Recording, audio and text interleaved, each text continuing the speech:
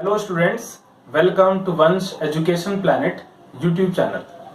Students, पिछले video में मैंने आपको class 8 mathematics chapter number 1 exercise 1.1 के क्वेश्चन नंबर 1 से लेकर के 6 क्वेश्चंस तक के सॉल्यूशंस करवाए थे और आज के इस वीडियो में मैं आपको उसके बाकी बचे हुए क्वेश्चन नंबर 7 से लेकर के क्वेश्चन नंबर 11 तक के क्वेश्चंस के सॉल्यूशंस करवाऊंगा। सो चलिए स्टार्ट करते हैं अपना आज का वीडियो।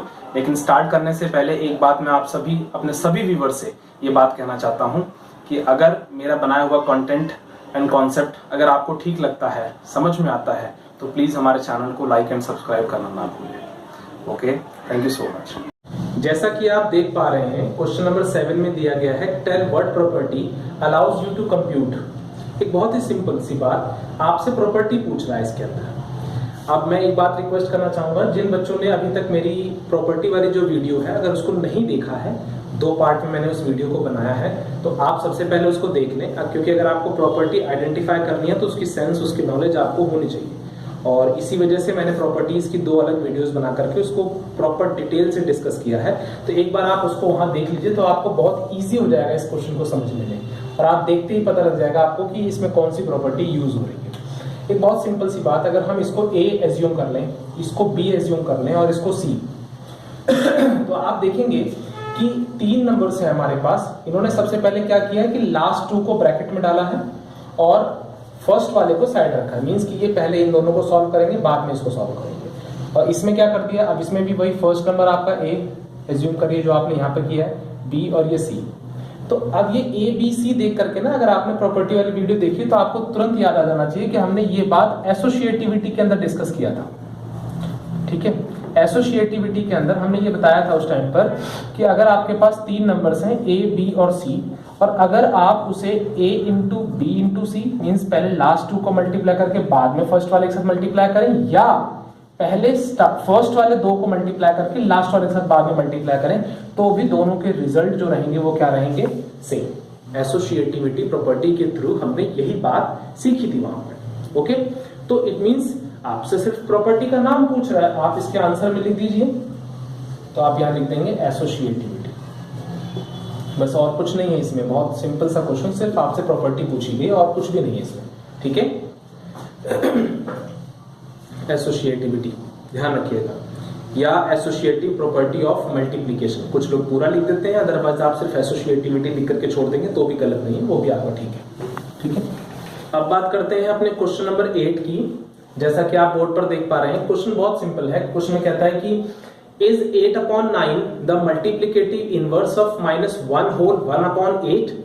फिर उसके बाद कहता है y और y नॉट। देखिए, एक बहुत सिंपल सी बात, इसमें आपसे सिर्फ इतना ही पूछ रहा है कि 8/9 जो है, क्या 8/9 मल्टीप्लिकेटिव इनवर्स है इसका? मतलब कि 8/9 जो है वो इस नंबर का, ये जो 8/9 है वो इस नंबर का मल्टीप्लिकेटिव इनवर्स है या नहीं है तो क्यों, और नहीं है तो क्यों। अब देखिए, एक बहुत सिंपल सी बात, अगर आपने मेरी जो वीडियो है प्रॉपर्टी वाली, जो वीडियो जो मैंने समझाई है जिसमें, अगर आप उस प्रॉपर्टी वाले वीडियो को अगर आप ध्यान से देखेंगे, उसमें मैंने बताया था कि जैसे सपोज आपको मैं एक फ्रैक्शन दे दूं A/B, और मैं कहूं कि जरा बताइए B/A इसका मल्टीप्लिकेटिव इनवर्स है या नहीं। वैसे देखो, एक चीज होती है, इसको 2 मिनट के लिए छोड़ दीजिए आप। अगर आपसे कोई वैसे नॉर्मली पूछता है कि भाई A/B हम आपको एक फ्रैक्शन दे रहे हैं, इसका मल्टीप्लिकेटिव इनवर्स बताओ, तो आप सीधे कहोगे सर इसका मल्टीप्लिकेटिव इनवर्स जो है ना वो B/A होगा। क्यों? क्योंकि हमें पता है कि मल्टीप्लिकेटिव इनवर्स या रेसिप्रोकल सेम थिंग होते हैं। तो रेसिप्रोकल मींस इसी का उल्टा, उसी को मल्टीप्लिकेटिव इनवर्स कहते हैं। तो A/B का मल्टीप्लिकेटिव इनवर्स कितना होगा, B/A। ये तो हुआ फाइंड आउट करने वाली बात। ये तो तब यूज करेंगे ना जब आपको कुछ जब आपसे मल्टीप्लिकेटिव इनवर्स फाइंड करने के लिए कहा जाएगा क्वेश्चन के अंदर। ओके, यहां क्या है, यहां चेक करने के लिए कहा जा रहा है। तो चेक करने के लिए क्या होता है कि आपके पास जो फ्रैक्शन है, ये तो आपका गिवन फ्रैक्शन है, और ये आपको एक और दिया गया, पूछा गया कि भाई क्या ये वाला फ्रैक्शन इसका मल्टीप्लिकेटिव इनवर्स है या नहीं। तो उसको चेक करने का तरीका होता था कि दोनों को मल्टीप्लाई कर दो, मल्टीप्लाई करके अगर सारा कट के आंसर 1 आ जाए तो yes it is the multiplicative inverse. और अगर आंसर 1 नहीं आए, 1 के अलावा कुछ और आए, तो इसका मतलब वो उसका मल्टीप्लिकेटिव इनवर्स नहीं है। Okay, so it's very simple. अब आप अपने क्वेश्चन को कैसे करेंगे वो बता देता हूं मैं। सबसे पहले तो देखिए, ये जो नंबर दिख रहा है ना आपको, ये प्रॉपर फॉर्म में नहीं है, इसको पहले सीधा करिए, ठीक करिए इसको। तो आप इसको पहले जो है यहाँ नोट डाउन करिए, -1 होल 1/8। अब इसको देखिए ठीक कैसे करेंगे, 8 बन जाए 8 और उसमें +1 कर देंगे तो ये हो जाएगा 9/8। साथ में माइनस का साइन है जी, बिल्कुल लगा रहेगा, वो नहीं कहीं जाएगा।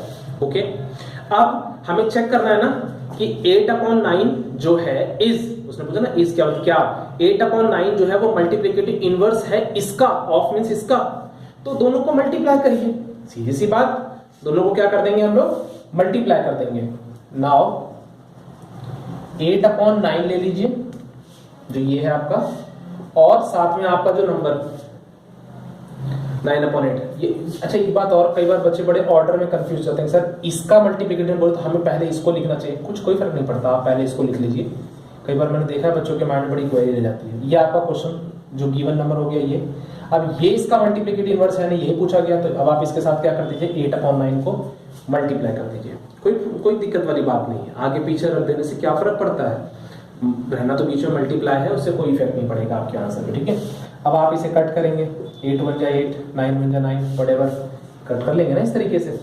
सो सब कुछ कट हो रहा है, लेकिन कट होकर के जो आंसर आ रहा है वो 1 नहीं आ रहा, क्या निकल रहा है आप देख पा रहे हैं, क्या आ रहा है आंसर, -1 आ रहा है। ओके, क्या आ रहा है इससे आंसर, -1, क्योंकि ये माइनस साथ में चल रहा है, 1 बन जा 1, 1 बन जा 1, सब तो 1 आ गया, लेकिन माइनस तो फिर भी लगा रहेगा ना। So that means it is not equal to 1। ये क्या हुआ, ये 1 के इक्वल नहीं है, और अगर ये 1 के इक्वल नहीं है, so 8/9 is not the multiplicative inverse of, आप यहां लाइन लिख लीजिएगा एंड में, सो 8/9 is not the multiplicative inverse of ध्यान दीजिएगा, क्वेश्चन से ही सारी लाइन ले लेनी है, आपको ज्यादा कुछ अपनी तरफ से सोचने की जरूरत नहीं पड़ेगी, बिल्कुल भी क्वेश्चन से ही आपकी सारी लाइन निकल जाएगी। so 8/9 is not the multiplicative inverse of -1 whole 1/8। Okay, ये मैंने शॉर्ट में लिखा है, ध्यान दीजिएगा please, M for multiplicative and I for inverse, confuse नहीं होना कि ये MI क्या लिख दिया, ठीक है। So 8/9 is not the multiplicative inverse of -1 whole 1/8। अब बात करते हैं अगले क्वेश्चन की। देखिए अगला क्वेश्चन भी सेम ऐसे ही है, मैं ना इसी के अंदर थोड़ी सी वैल्यू चेंज कर देता हूँ, पूरा करने की जरूरत पड़ेगी। Is 0.3 the multiplicative inverse of 3 whole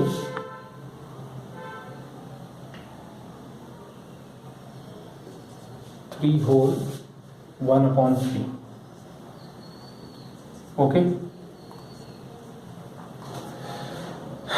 same pattern, वही क्वेश्चन, बस वैल्यूज बदल दी गई हैं, और थोड़ा सा कंफ्यूज करने के लिए, आपको डराने के लिए आपको यहाँ पे डेसिमल इन्होंने क्वेश्चन में पुट कर दिया, बस इसी वजह से, और कुछ नहीं, इसमें कोई चेंज नहीं ज्यादा। देखिए ध्यान दीजिएगा, 0.3 जो है, क्या 0.3 मल्टीप्लिकेटिव इनवर्स है इसका, तो पहले आप फिर उसी नंबर को लेंगे। आप यहाँ पर सॉल्यूशन में आइए, इसमें ध्यान दीजिएगा, क्वेश्चन में आप पहले अपनी इस वैल्यू को लिखेंगे, इसको सीधा करेंगे, 3 3 9, 9 में 1 प्लस कर देंगे तो कितना हो जाएगा, 10। ओके, 3 3 9, 9 में 1 प्लस किया तो 10/3। ओके, अब इसको ऐसे ही रहने दीजिए। अब हमें चेक करना है ना कि 0.3 उसका मल्टीप्लिकेटिव इनवर्स है या नहीं, तो फिर नाउ अब पहले अपना जो आपका नंबर है गिवन उसको लिखिए, और ये है ना दावा इसी का करना है कि क्वेश्चन में कि ये इसका मल्टीप्लिकेटिव इनवर्स है या नहीं, जहाँ इसी की करनी है ना हमें, तो अब इसको मल्टीप्लाई में इसके साथ लिखिए, ठीक है। अब अगले स्टेप में फिर आइए, 10/3 को सेम चलने दीजिए, इसका डेसिमल हटाइए, एक डिजिट के बाद। देखिए डेसिमल की भी कहानी थोड़ी बता दूंगा स्टोरी। आप अपने राइट हैंड साइड से हमेशा देखेंगे कि कितने डिजिट के बाद डेसिमल है। आपको यहाँ पर सिर्फ एक डिजिट दिख रही है ना, ये ओनली 3, तो एक डिजिट के बाद अगर डेसिमल है तो एक जीरो वाला क्या लग जाएगा नीचे, 10। 2 डिजिट के बाद होता तो 100 जिसमें 2 जीरो होते हैं, 3 डिजिट के बाद होता तो 1000 जिसमें 3 जीरो होते हैं। ओके, आई होप कि समझ में आ रही होगी आपको बात। तो इस वजह से ये क्या हो जाएगा 3/10। अब आप इसे सॉल्व करेंगे, 3 बन जा 3, 3 बन जा 3 कट गया, 10 बन जा 10, 10 बन जा 10 कट गया। इट मींस भैया सारा कट के क्या आ गया 1। गुड, इसका मतलब ये इसका मल्टीप्लिकेटिव इनवर्स है। सो 0.3 is the multiplicative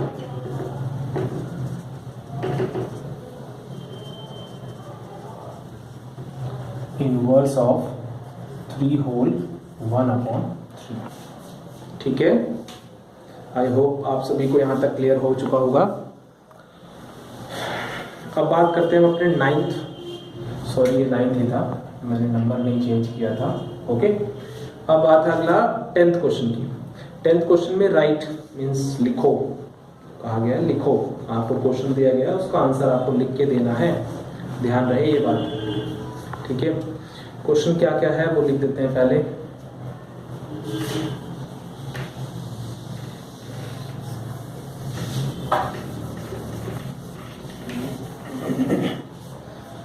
देखिए, एक सबसे पहले जो फर्स्ट पार्ट है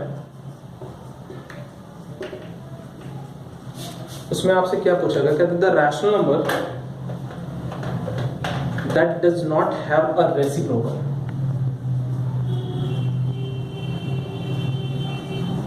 the rational number that does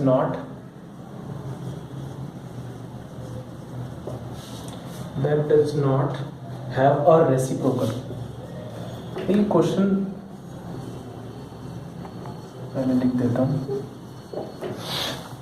एक ऐसा रैशनल नंबर लिखिए that does not have a reciprocal, जिसका कोई रेसिप्रोकल ना हो। आप क्वेश्चन को समझ रहे हैं? क्वेश्चन में कह रहा है आपसे कि कोई ऐसा रैशनल नंबर लिखिए, कोई ऐसा रैशनल नंबर लिखिए जिसका रेसिप्रोकल ना हो। देखो, हर नंबर का रेसिप्रोकल होता है, बट एक ऐसा रैशनल नंबर होता है जिसका रेसिप्रोकल नहीं होता है, रैशनल नंबर। अब हमें पता है ना रैशनल नंबर के अंदर क्या क्या होते हैं, मैं बहुत डिटेल में पहले भी अपनी कई वीडियोस में बता चुका हूं, इसलिए मैं बार बार उस चीज को डिस्कस नहीं करूंगा। That does not have a reciprocal, 3 बातें मेन। रैशनल नंबर बताओ जिसका रेसिप्रोकल ना हो। देखो, इसमें एक ही आता है, ज्यादा लंबा बात को खींचने की जरूरत नहीं है, एक सिंपल सा सेंस। इसका आंसर है 0। अब आप सोचिए पहले क्यों। देखिए, 0 एक रैशनल नंबर है या नहीं, पहले इस बात को सोच लीजिए। 0 बिल्कुल एक रैशनल नंबर है, क्योंकि इसके नीचे कुछ नहीं तो क्या लगता है 1 लगता है।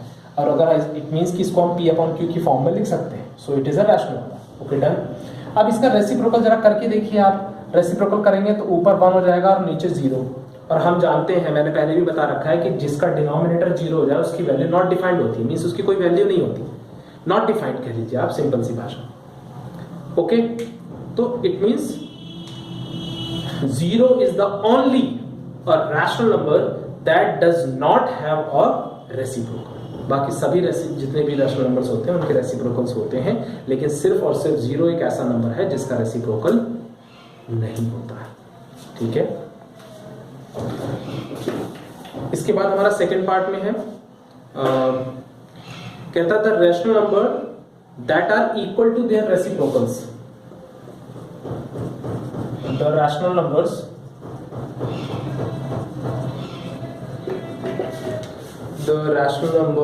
that are equal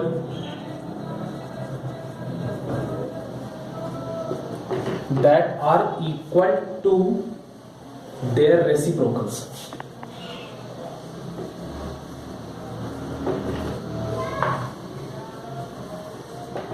ओके, अब फिर वही बात, थोड़ा ध्यान दीजिएगा। कहता है कि ऐसा रैशनल नंबर्स हमें बताइए। देखिए, क्वेश्चन में रैशनल नंबर्स लिख दिया, इसका मतलब एक से ज्यादा है। हिंट तो यहीं पर ही मिल गई ना इस बात से। रैशनल नंबर्स ऐसे रैशनल नंबर्स बताइए that are equal to their reciprocals, जो अपने रेसिप्रोकल्स के बराबर हो।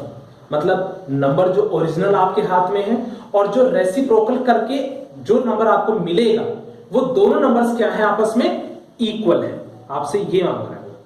ओके, समझ आ रही बात? सो ऐसे दो नंबर्स हैं, कौन कौन से हैं वो भी सुनिए, इसका सॉल्यूशन लिखता हूं।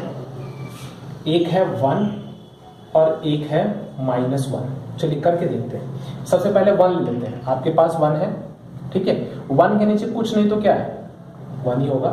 अब इसका रेसिप्रोकल कर दीजिए तो भी क्या हो जाएगा, नीचे वाला 1 ऊपर और ऊपर वाला 1 नीचे। इन दोनों में क्या आपको कोई चेंज नजर आ रहा है क्या, कोई डिफरेंस नजर आ रहा है क्या आपको? नहीं ना, हो गया आपका, इसका मतलब आपका आंसर।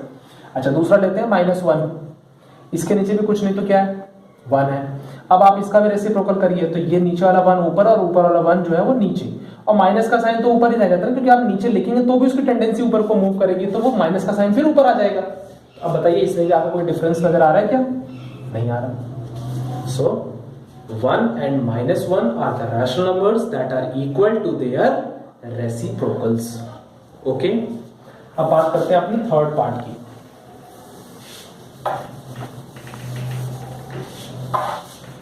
देखिए थर्ड पार्ट में कहता है the rational number that is equal to its negative.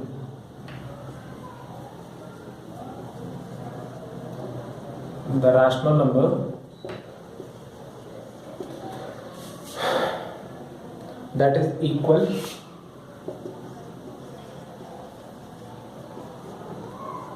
To its negative.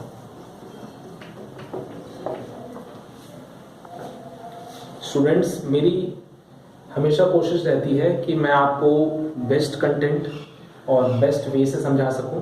सो बार बार मेरी ये रिक्वेस्ट है आप सभी से कि अगर आपको मेरा समझाने का तरीका या जो भी मैं आपको समझा रहा हूँ कंटेंट, अगर ये सब चीज़ें आपको समझ आती हैं, अगर आपको ठीक लगती हैं, तो प्लीज़ हमारे चैनल को सब्सक्राइब करना ना भूलें। इसमें आपका बेनिफिट है, नुकसान नहीं है, कोई आपसे इसका चार्ज नहीं लिया जा रहा, इट्स एब्सोल्युटली फ्री है। सो आई डोंट थिंक कि इसमें आपको कोई परेशानी होनी चाहिए आप सभी को। सो मैं अपने सभी व्यूअर्स से बार बार रिक्वेस्ट करूंगा कि हमारे चैनल को लाइक और सब्सक्राइब जरूर करें, ठीक है। अच्छा देखिए क्वेश्चन में कहा गया the rational number that is equal to its negative, मतलब आपने जो नंबर लिया उस नंबर का नेगेटिव कर दो और फिर भी वो दोनों नंबर्स क्या होने चाहिए, आपस में इक्वल होने चाहिए।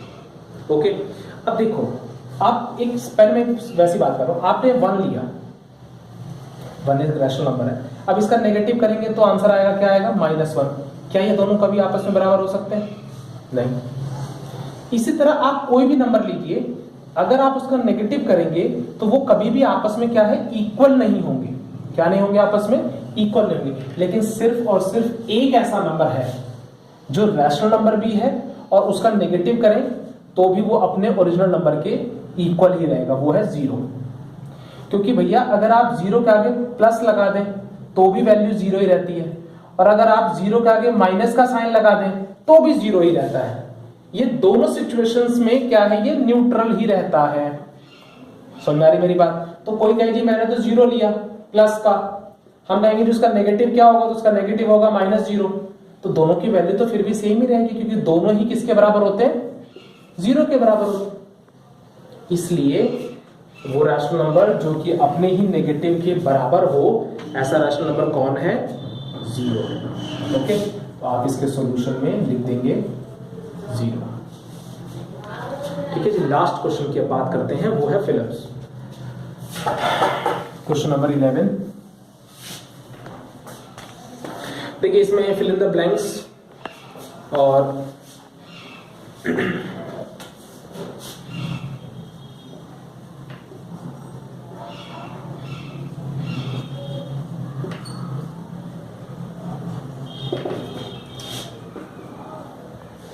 फिलिप्स करना ओनली 0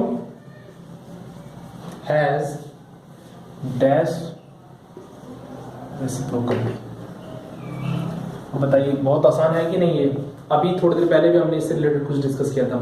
चलिए छोड़िए उस बात को, ध्यान दीजिएगा। नॉर्मली क्या कह रहा है, 0 हैज डैश रेसिप्रोकल। तो सभी जानते हैं कि 0 का रेसिप्रोकल नहीं होगा, क्योंकि देखिए 0 लिया आपने, इसके नीचे कुछ नहीं तो क्या है 1। अगर आप इसका रेसिप्रोकल करेंगे तो 1 ऊपर हो जाएगा और 0 नीचे। और मैंने अभी थोड़ी देर पहले भी कहा था ना, इसकी वैल्यू क्या होती है, नॉट डिफाइंड होती है। तो इट मींस कि जीरो का कोई भी रेसिप्रोकल नहीं है। तो आप यहां पर क्या लिख देंगे, जीरो हैज नो रेसिप्रोकल। ठीक है। सेकंड है क्वेश्चन आपका, उसमें कहा गया है the numbers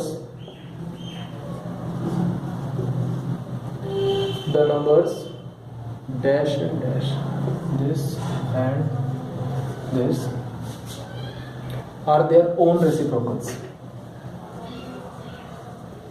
are their own reciprocals, जो अपने ही रेसिप्रोकल्स के बराबर हो। The numbers dash and dash are their own reciprocals. ठीक है। तो अभी इसके बारे में भी हमने डिस्कस किया था, जो अपने रेसिप्रोकल्स के बराबर हो। कौन कौन से नंबर्स होते हैं, एक 1 और दूसरा कौन, -1। अभी 10th क्वेश्चन में मैंने इस बात को डिस्कस किया था, आपको याद होना चाहिए। अभी थोड़ी देर पहले 10th क्वेश्चन में जो हमने डिस्कस किया था। ठीक है। 10th क्वेश्चन का सेकंड पार्ट जो हमने डिस्कस किया था। बात करते हैं अपने थर्ड पार्ट की। Reciprocal of the reciprocal of -5।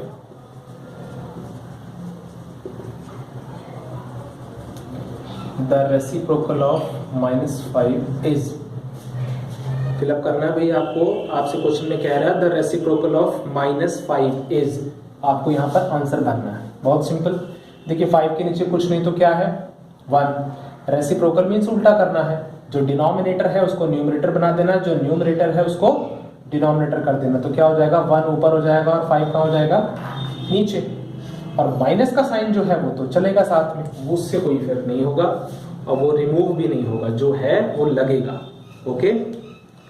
इसके बाद बात करते हैं अपना fourth part, the reciprocal of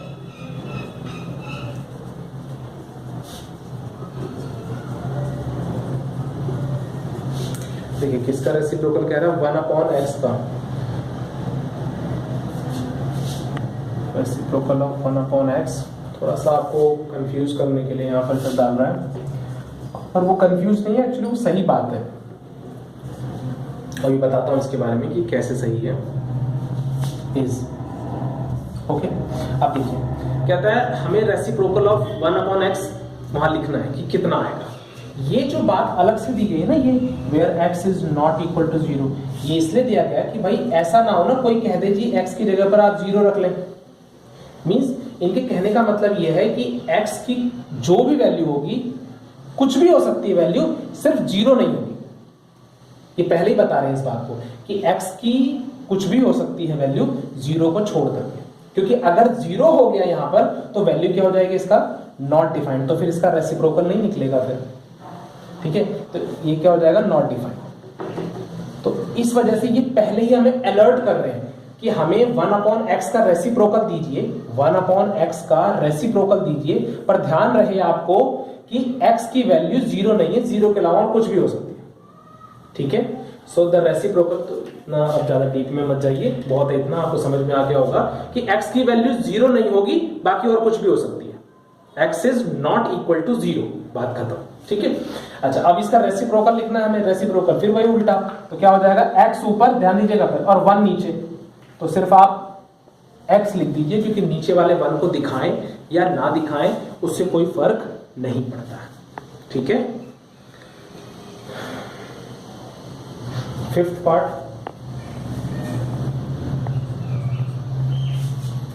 fifth part में है the product of to rational numbers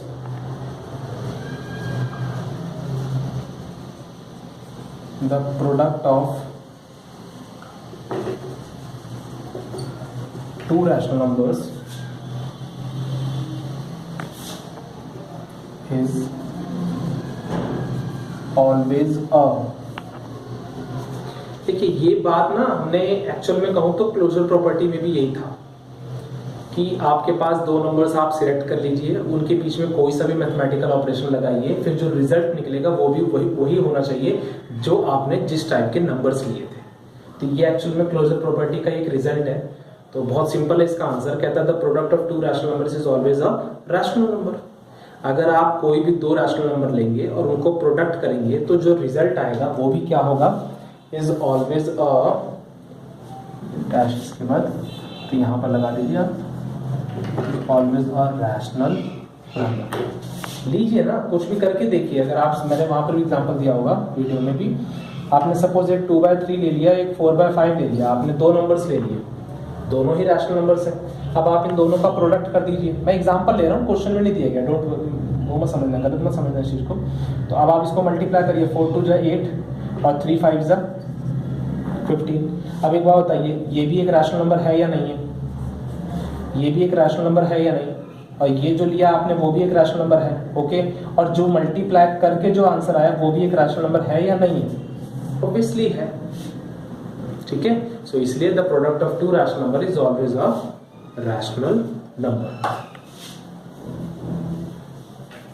ठीक है। अभी आई थिंक इसका एक और पार्ट है, the reciprocal of a positive rational number.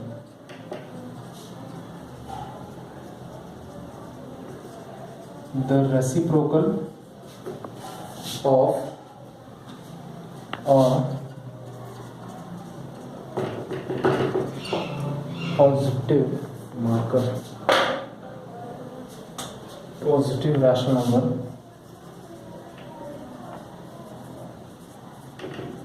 number is, देखिए कहता है आप पहले एक पॉजिटिव रैशनल नंबर लीजिए और उसका रेसिप्रोकल कर दीजिए।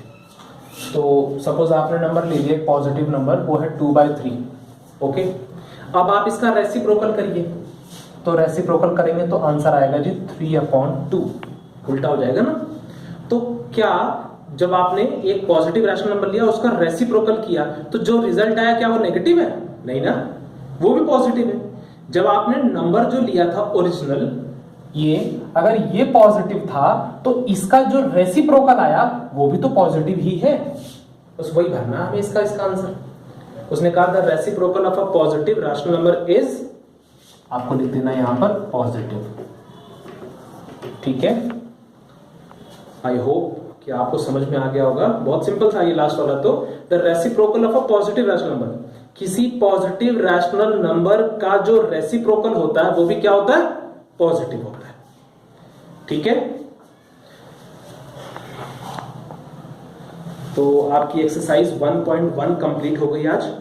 मैंने पहले वाले वीडियो में आपको क्वेश्चन नंबर 1 से लेकर के क्वेश्चन नंबर 6 तक करवाया था, और आज के इस वीडियो में मैंने आपको क्वेश्चन नंबर 7 से लेकर के क्वेश्चन नंबर 11 तक करवा दिया।